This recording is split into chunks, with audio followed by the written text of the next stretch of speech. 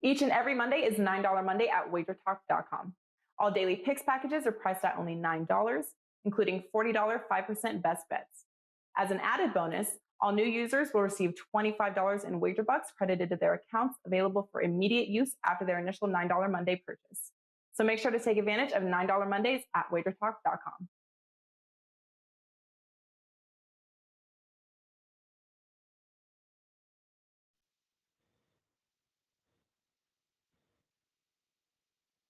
Welcome into First Pitch for Monday, August 16th. I'm your host, Drew Martin, joined by Bryan, Leonard, and Tony Friend of WagerTalk.com. We got 4 games on tonight's slate. We're breaking down best bets at the end. First up here, Bryan, Leonard, WagerTalk.com. B. Leonard, welcome in. Happy Monday morning to you. Happy Monday morning to everyone. And it's been a nice week for myself and my clients. And we're looking to continue that today, Monday, $9 Monday. We've got our best bet up on the site right now on a 10-2 overall run, and looking forward to discuss some baseball on today's card. Interested in your opinions with your Indians/Guardians, the first game up here, Bryan. And also Tony Slick Finn, live from Las Vegas, Nevada, maybe Tijuana, Mexico. We really don't know where this guy is, but Tony, welcome into the show, buddy.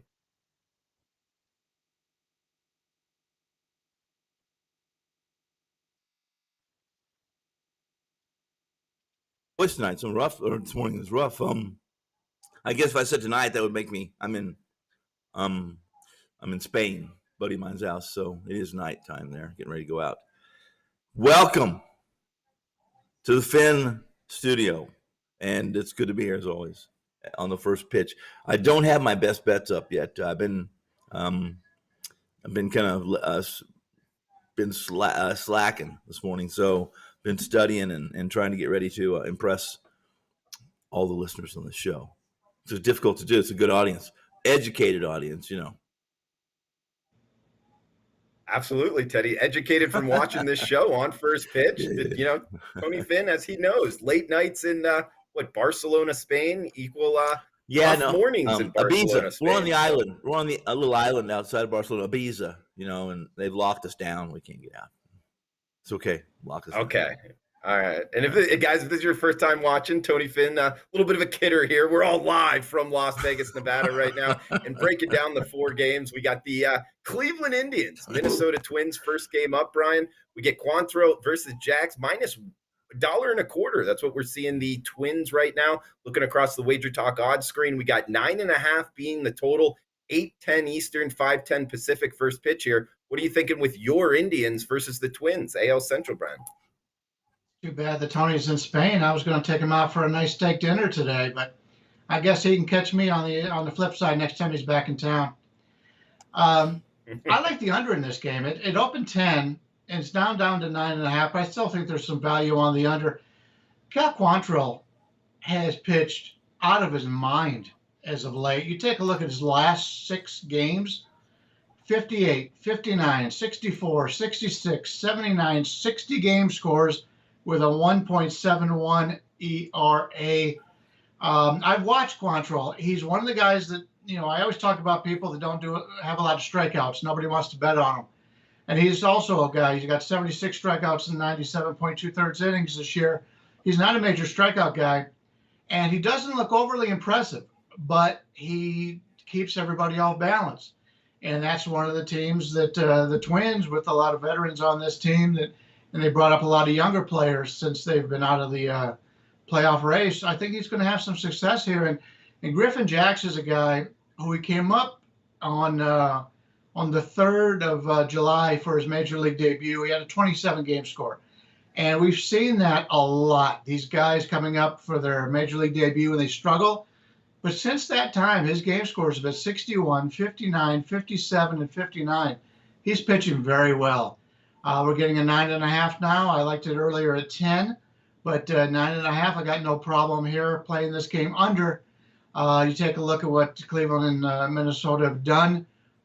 You add up their WRC pluses out of the last month against these handedness of the pitchers, right-handers, and they're both combined less than league average. So getting a nice number here. I like the under. I think it'll be a low-scoring game.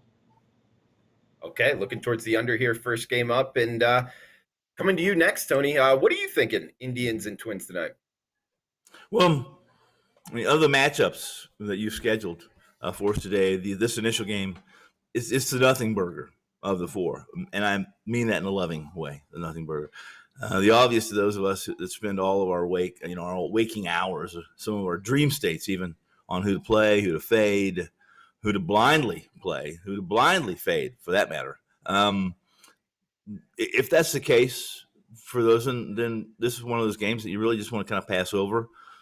If you don't have the ability, or you're not comfortable with yourself assessing whether a team's playing just to play or playing absolutely to win at all costs, then this time of year, moving through September into October, you might want to focus on teams that are actually playing, that are in that postseason hunt, should I say? Well, I have a lot of respect, like Bryan just mentioned. I have a lot of respect for the Guardians coaching staff, and I'm just trying to get used to the Guardians right now, so I don't start calling them the something that they're not. Like, I'm still calling the Raiders the Los Angeles Raiders. So in this Monday night AL Central matchup, one of the surprises is Quantrill, in my opinion. He's an important part of that Indians, and let's go back to the Indians' future.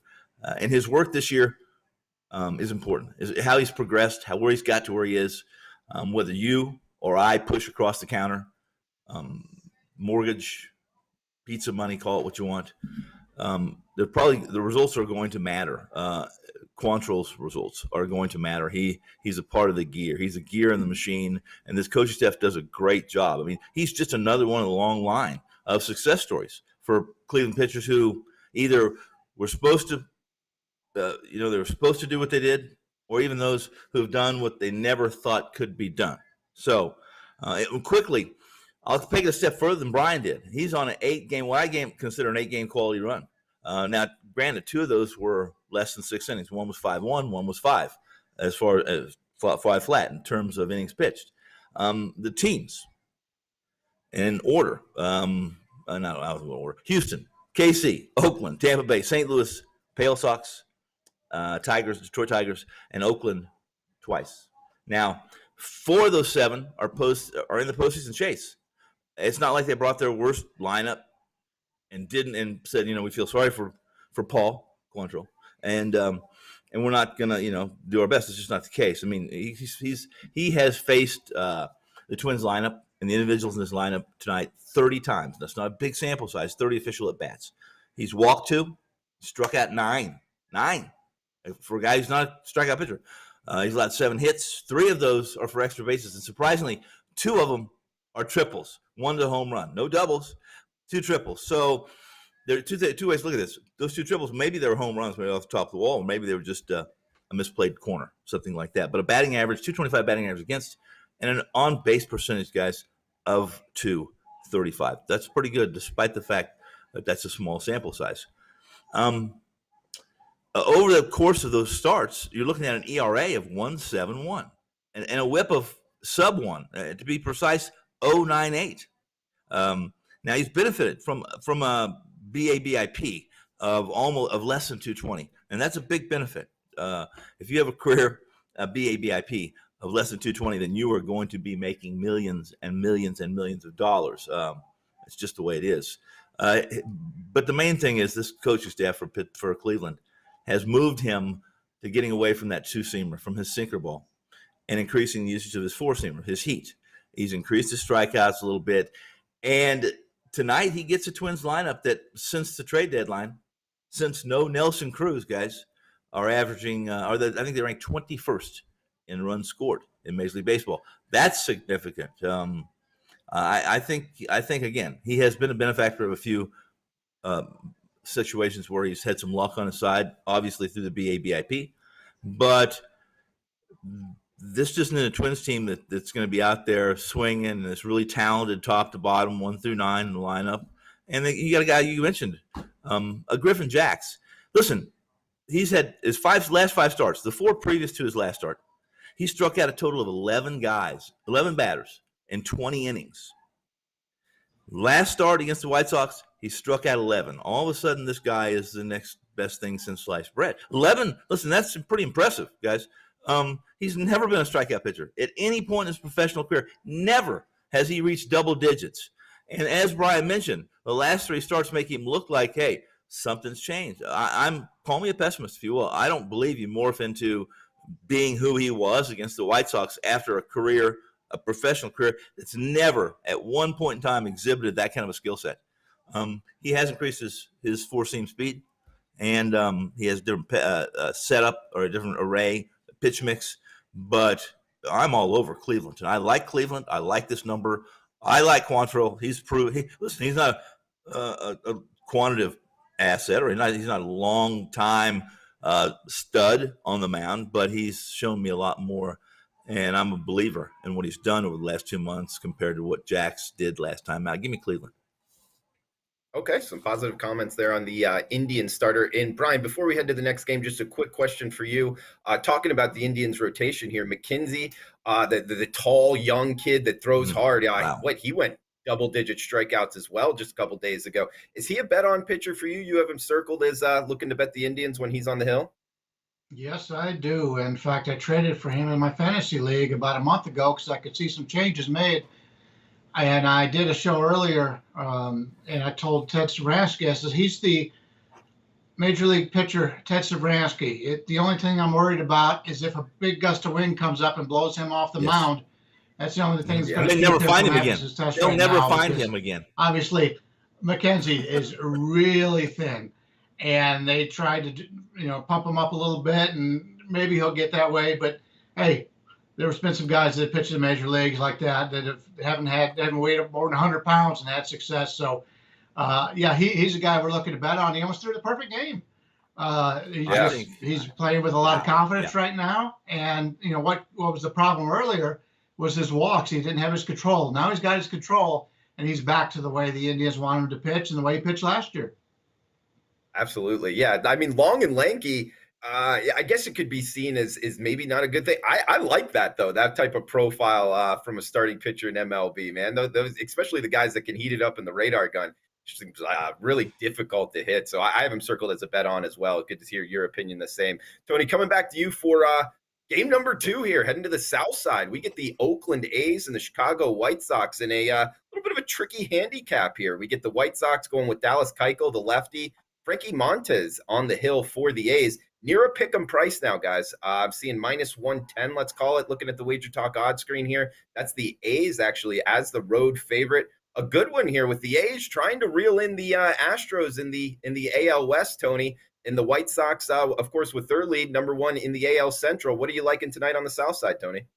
This is a tricky matchup. First off, is Chicago playing? They have a pretty good lead in the division, and are they concerned? Do they want to have the best record in the American League when all is said and done at the end of September, first week in October? And we have an Oakland team that we know is playing to win at all costs every game because of the position they currently sit or rest in the playoff bracket, and they being behind Houston.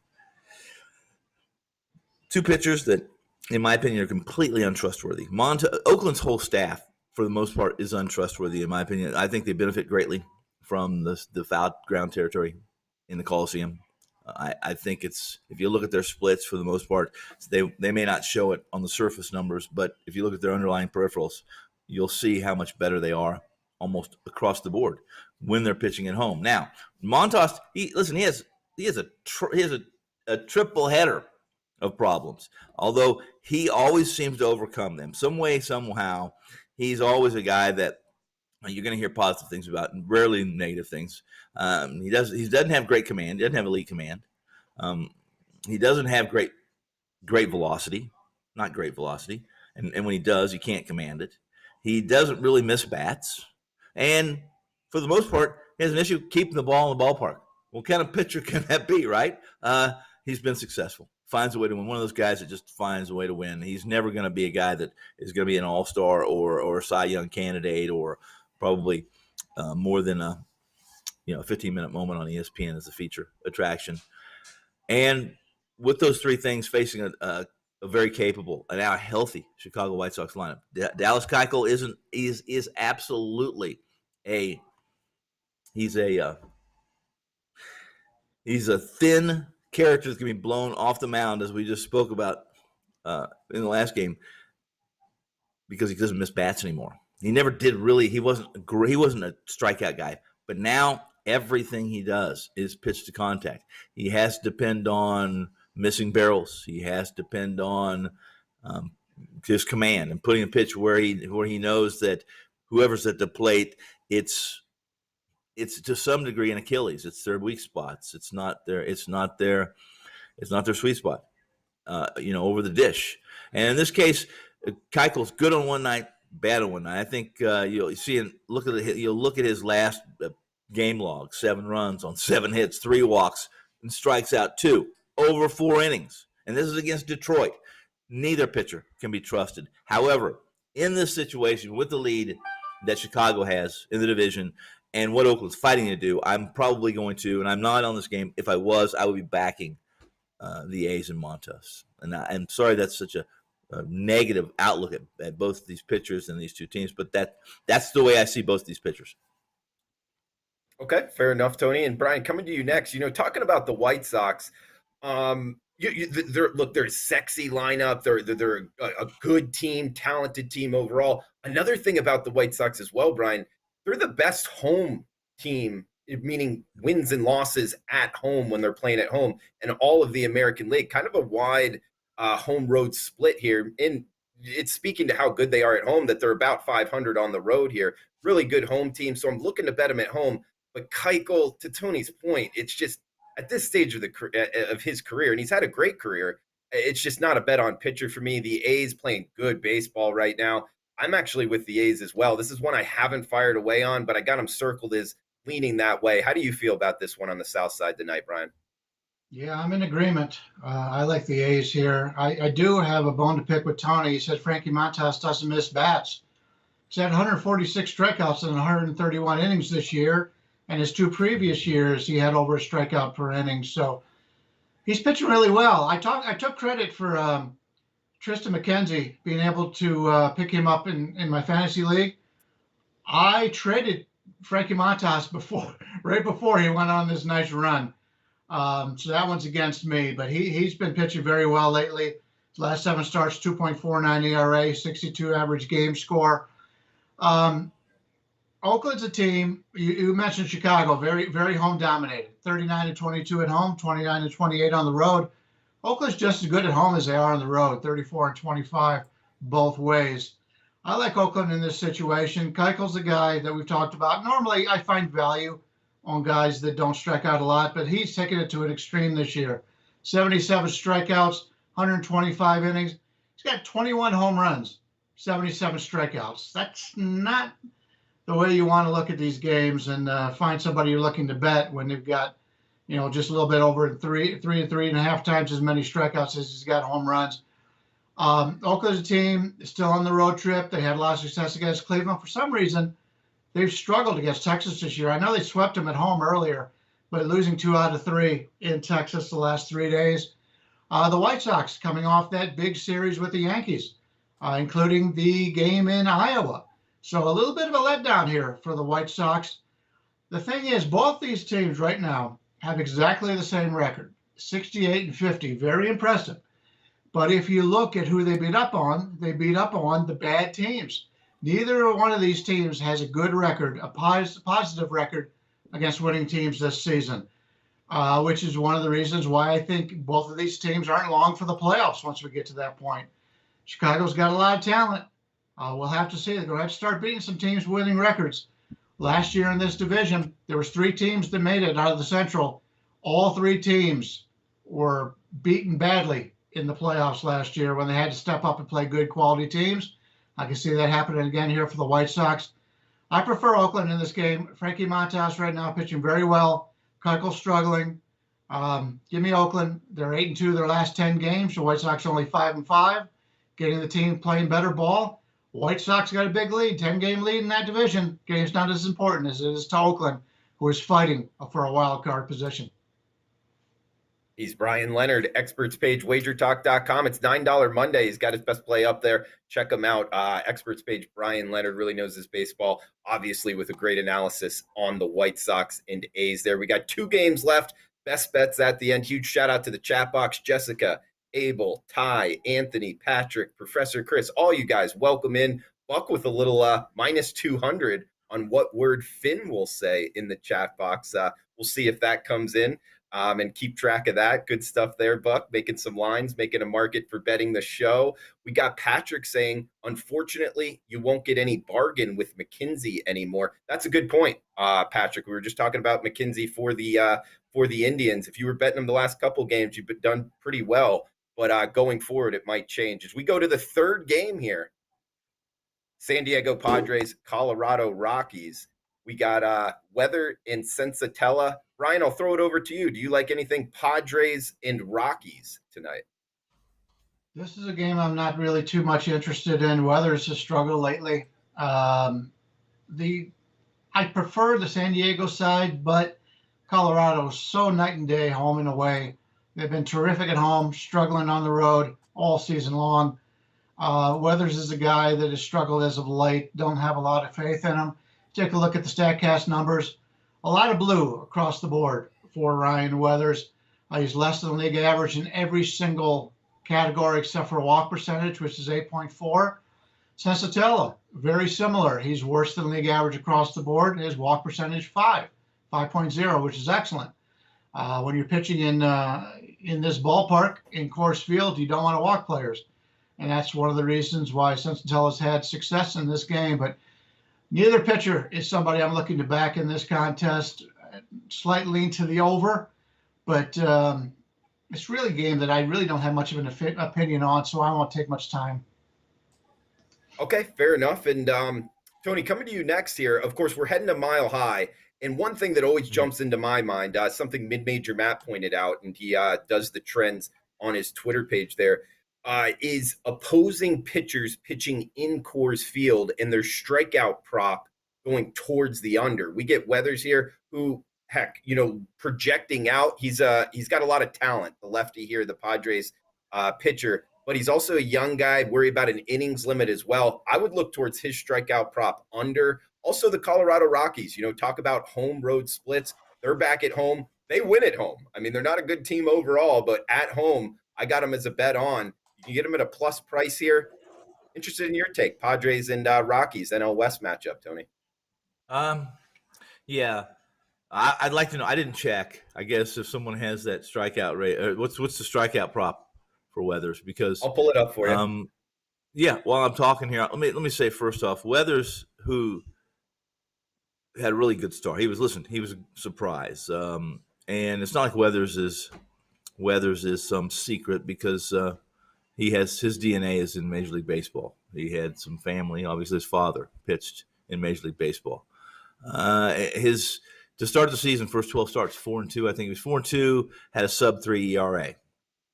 Since that point, or now, 4-5, 4.72 ERA, 4.79 xFIP. This is where he is. This is who he is right now. This is a guy that doesn't miss bats. He doesn't have strikeout stuff. Never had. He's under 7 K-9. In a baseball and a walk rate over 3, and which in turn typically results in an HR/9 of over 175. And his right now 170. Not much to get excited about, really, guys. I mean, other than it is Weathers. He is probably a very interesting guy to talk to or interview. And he's pitching for a team, in my opinion, that's struggling. Although it's really, if you need any evidence of how important Tatis is to this team, just look at yesterday. And if you need any evidence of how desperate or how San Diego felt like they needed to have Tatis back in this lineup, they brought him back where they put him, which is in outfield, and they're probably going to play him at first base, guys, too, as well, is because he can't throw. And you can't play shortstop and not throw. I don't care who you are. I don't care if you're 5'2", a Freddie Patek, 5'2". If you can throw, you can play there. Can't throw. And in truth, they must have had conference, meeting, discussion, dialogue after dialogue after dialogue is, are we risking the future of baseball? Really, one of the faces of baseball is Tatis. Make no mistake about it. Like a Mickey Mantle, like a a New York Yankee that was good, like a Mike Trout, like the guys that fairly clean, dynamic on and off the field. Tatis is. And while you may be an old fart like me and maybe not like everything Tatis does while he's rounding the bases for a home run, and at least he's not doing a somersault right before he gets to third base. But what is that all about? What's it all about, that little hip step before you touch third base? Whatever it takes, I guess, to make a buck, it's important. But in this game, and I've gotten off a little bit, Weather's exit velocity, hard contact, is over the top. It is horrific. It's his Achilles right now. He can't miss the barrel of a bat. And in Coors, that's not a very good combination. What I just described to you as not missing bats, walking too many players, a home run, a 1.70 home run and 9 rate. Tony Sensatella is better than his numbers, 2 and 9, 4.71. He's better than that. He really is. He's nothing to write home about. He's not going to have statues made of himself that be posted outside of Coors Field. It's not going to happen. But he's better than 2 and 9, better than 4.71. He's a better pitcher. Bottom line, easy, night and day, than Weathers. And if you're going to play on this game night, first off, I looked at the over in this game, guys. The overnight was 11.5, and I saw 11.5. Said, I'm over. Now all of a sudden this morning I get up and I'm doing my work and I said I need to check what that total is in this game, and it's up to 13 in some spots, and for good reason. There's going to be runs in this game tonight, and it's a coin flip for the in total, in game totality. San Diego, Colorado pitcher, maybe pitcher edge to Colorado, obvious lineup edge to the Padres. It's a coin flip, and if I'm going to flip the coin, I'm betting heads. I'm betting the home team, Colorado.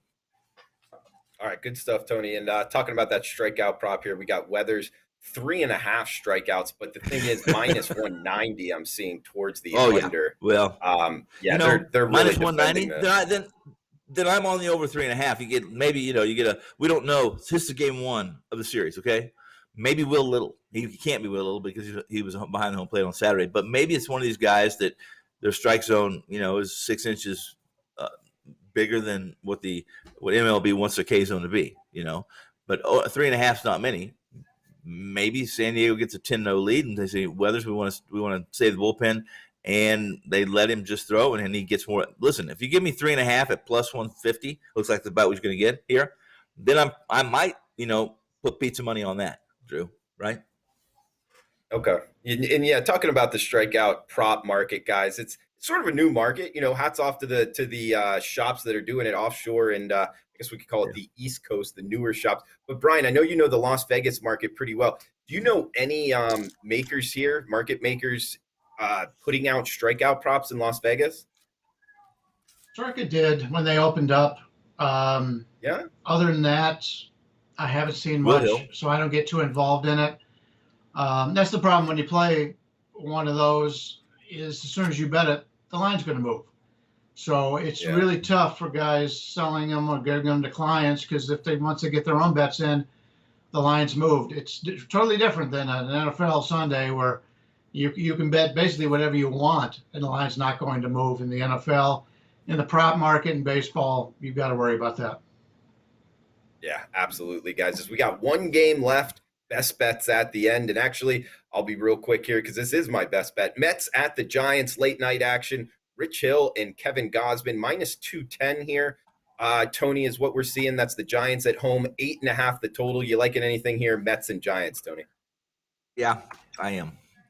I'm liking, and you've seen me wear my Mets jersey on these many shows, right?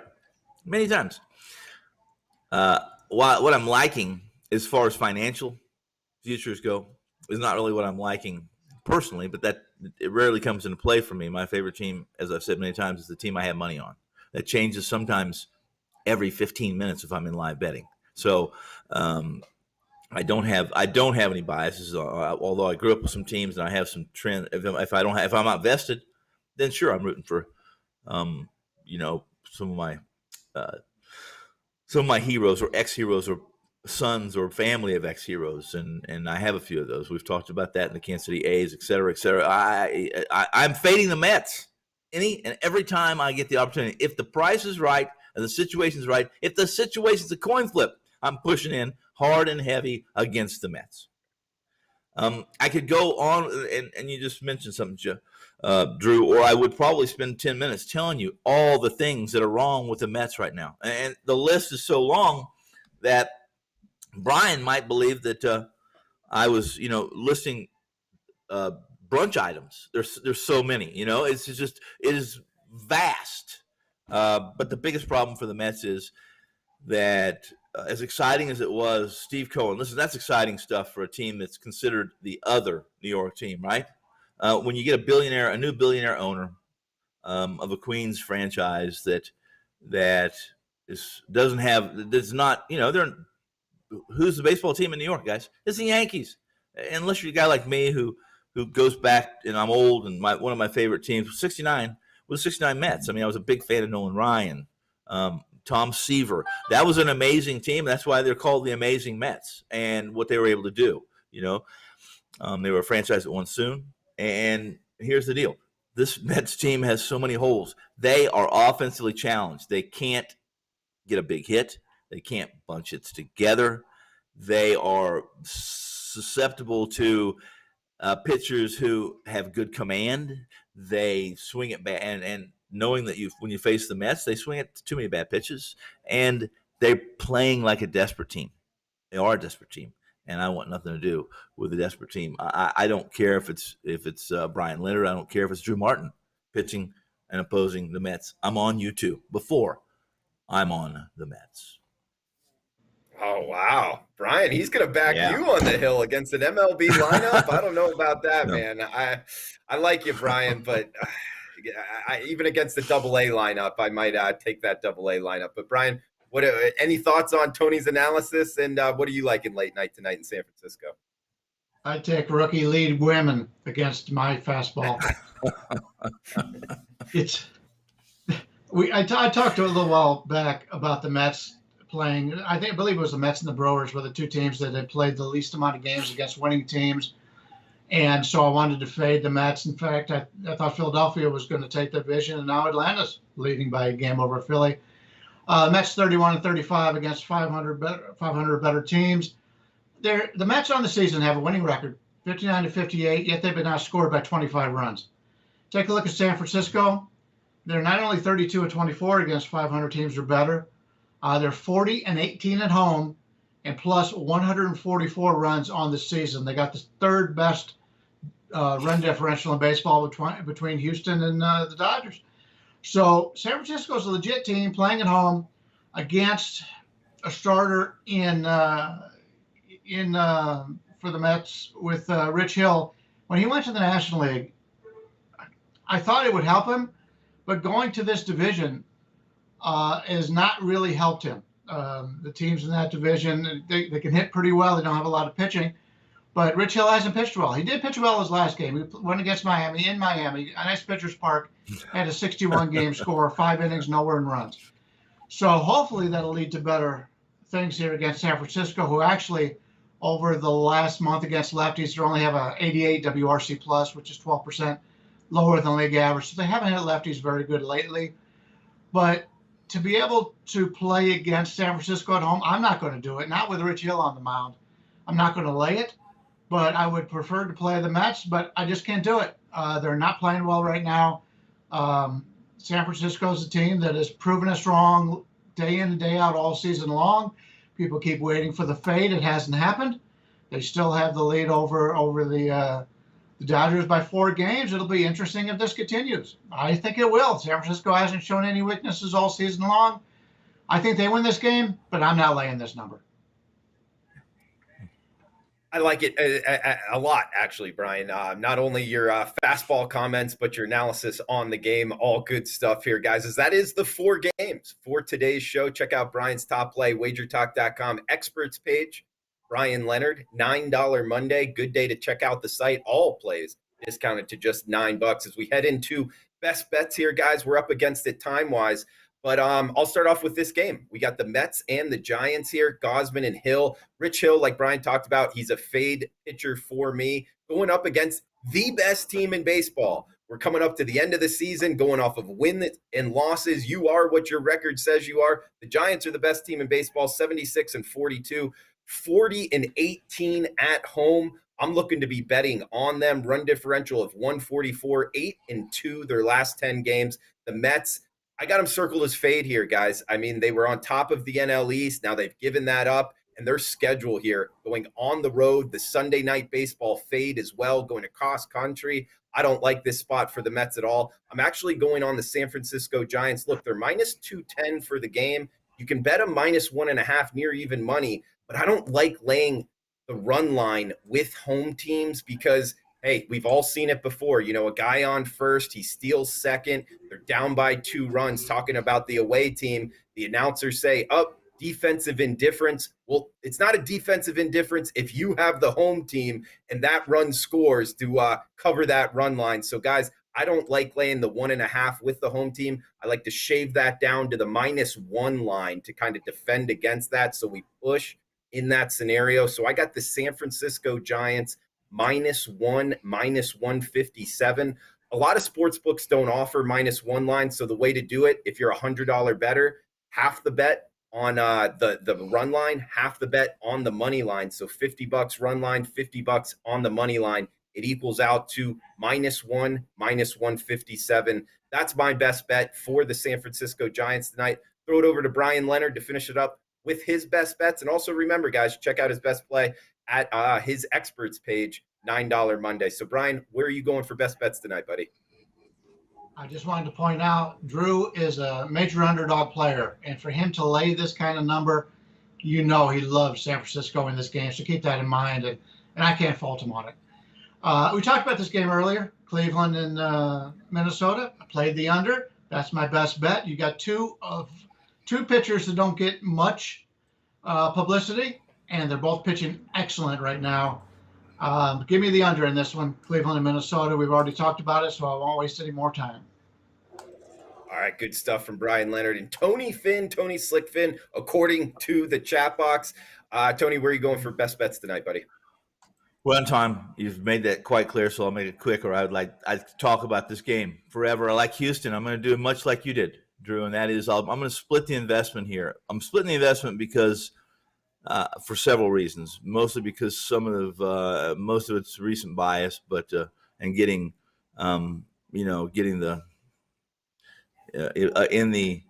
on the run line with bullpens that have kind of failed me time and time again. But not that Houston has; they're better than they were before the trade deadline, and they're the best team in the American League. So it's Houston in Kansas City. You got a Hernandez for Kansas City, who's been converted from a long reliever to a starting role. This guy can reach triple digits. He can throw 100 miles an hour, guys.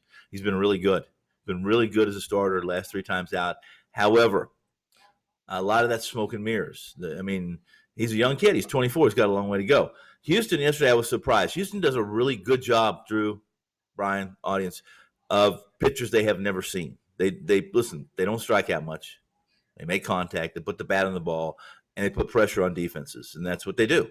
That's the way many teams, well, not anymore, but that used to be a blueprint for World Series champions, 2015 Kansas City Royals. And they hit home runs. They got to their bullpen. If you got to their bullpen, Kansas City, and they were ahead, game, set, match. It was over.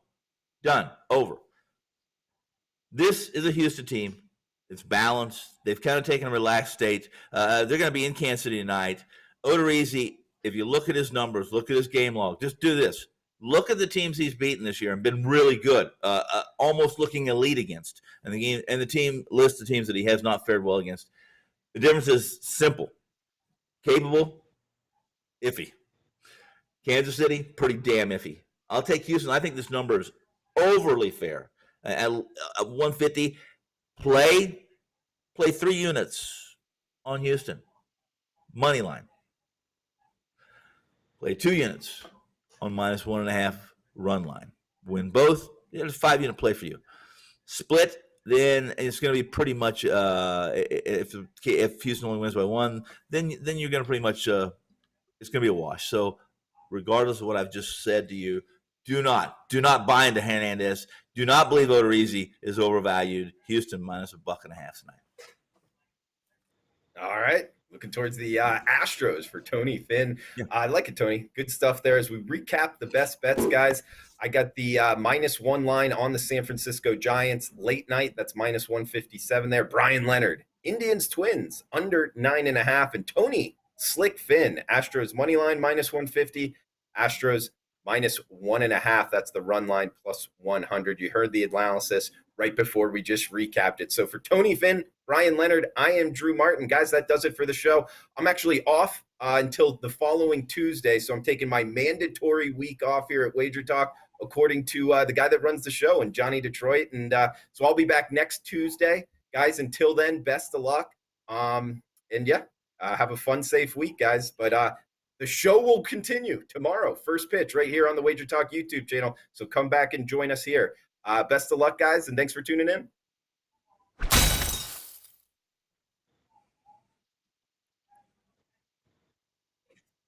Yeah, when Each and every Monday is $9 Monday at WagerTalk.com.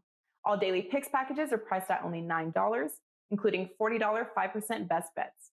As an added bonus, all new users will receive $25 in wager bucks credited to their accounts, available for immediate use after their initial $9 Monday purchase. So make sure to take advantage of $9 Mondays at WagerTalk.com.